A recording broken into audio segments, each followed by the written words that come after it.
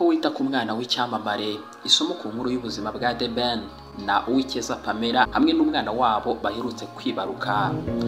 Mu minsi ishize inkuru yasakaye mu bitangazamakuru ndetse no ku mbuga nkoranyambaga yuko umuririmbyi w'icyamamare mu Rwanda Mugisha Benjamin uzwi cyane nka The Ben ndetse n'umugore we Uwikeza Pamela wigeze kwitabira irushanwa rya Miss Rwanda mu Rwanda, ibarutse umwana wabo w'imfura w'umukobwa, hanyuma bamwita Paris Mugisha. Ibi byabereye mu gihugu cya Belgium cyangwa se Ububiligi, i Buruseli, aho bari bitabiriye n'ubundi bikorwa byabo by'igitaramo cya The Ben.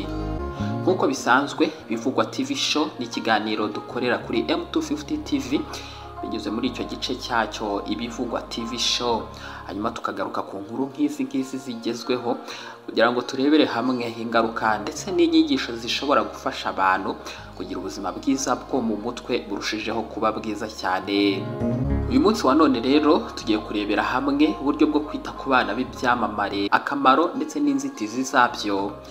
Bakusanyije kandi ugiye kubibagezaho ndi Muhire psychologist. Niba ari ubwa mbere ugeze kuri channel M250 TV, byaba byiza ubanje ugakora subscribe kugira ngo tukomeze kujyana, hanyuma nanabibusa ko tujya tubahuza n'inzobere mu by'ubuzima habwo mu mutwe ndetse n'imibanire.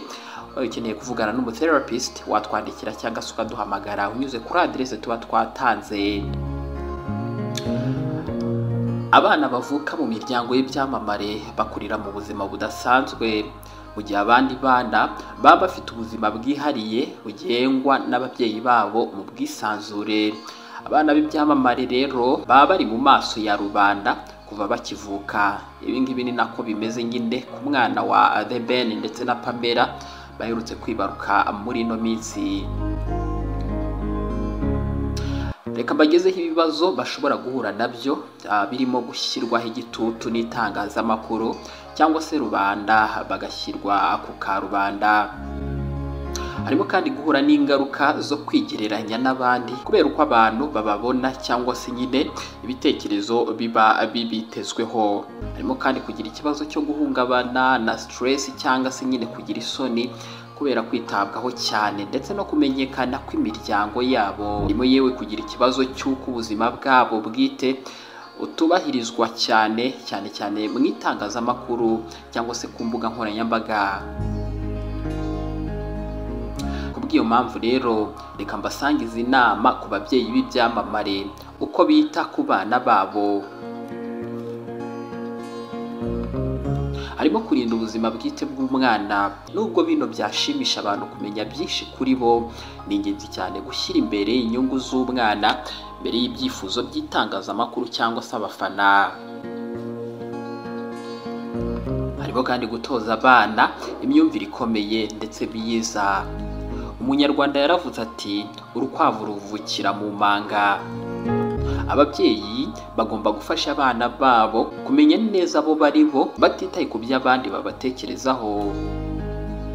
Harimo gushyira imbere itumanaho n'urukundo, guhora baganira n'abana babo bakabaha igihe, bakabereka urukundo ndetse n'izindi nkunga baba bakeneye. Ni ingenzi cyane kubafasha kwiyumva neza.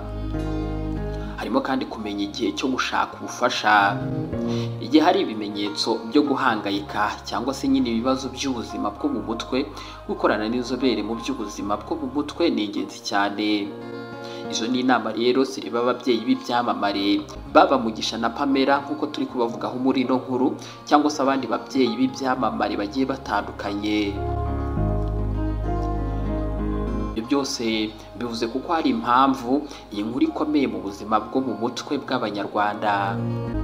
Inkuru nka ziriya zituma abantu benshi bagira amarangamutima atandukanye. Hamwe muri ayo marangamutima, bamwe bishimira cyane kubona icyamamare nka The Ben akura mu buzima bwe bwite. Abandi bashobora kumva igitutu cyo kwigereranya n'ubuzima bw'ibyamamare, bikaba byabatera ipfunwe cyangwa se kwiyanga.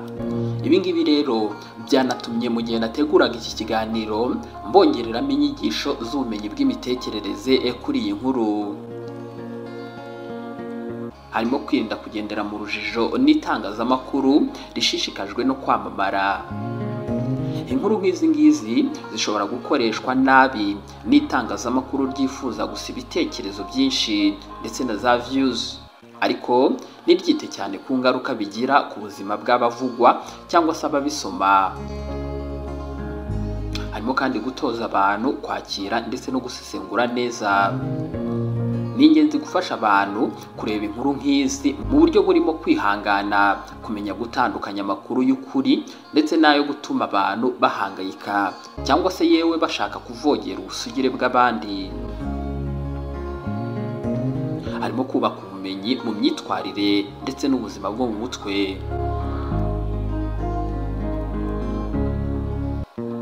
Inkuru nk'iyi ngiyi itwigisha no kumenya neza uko ubuzima bwo mu mutwe bw'abantu butandukanye bushobora kugirwaho ingaruka n'ibiba mu buzima bwabo bwa buri munsi ndetse n'izo biba bifitanye isano.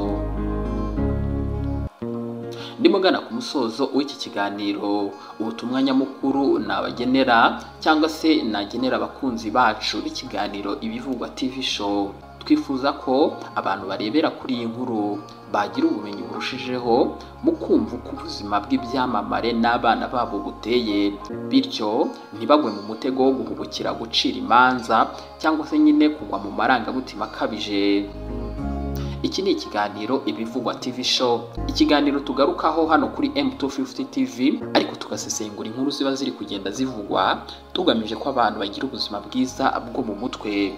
Ubu rero twavugaga ku nkuru ya The Ben na Pamela bibarutse umwana wabo bakamwita Mugisha Paris. Turebera hamwe rero muri rusange ubuzima ibyamamare bicamo hamwe n'umuryango wabo. Nimba kino wagikunze kora like, kora subscribe kandi nimba utwumvishe bwa mbere kugira ngo ujye uhora utwumva. Hanyuma turabibutsa ko tubahuza n'inzobere mu by'imitekerereze ndetse n'imibanire. Ubaye ukeneye kuvugana n'umutherapist watwandikira cyangwa se ukaduhamagara unyuze kuri adresse tuba twatanze. Ikiganiro Ibivugwa TV Show nakagaruka, njye bategure kandi wanabibagezagaho nari Muhire psychologist. Naho ubutamu kindi kiganiro.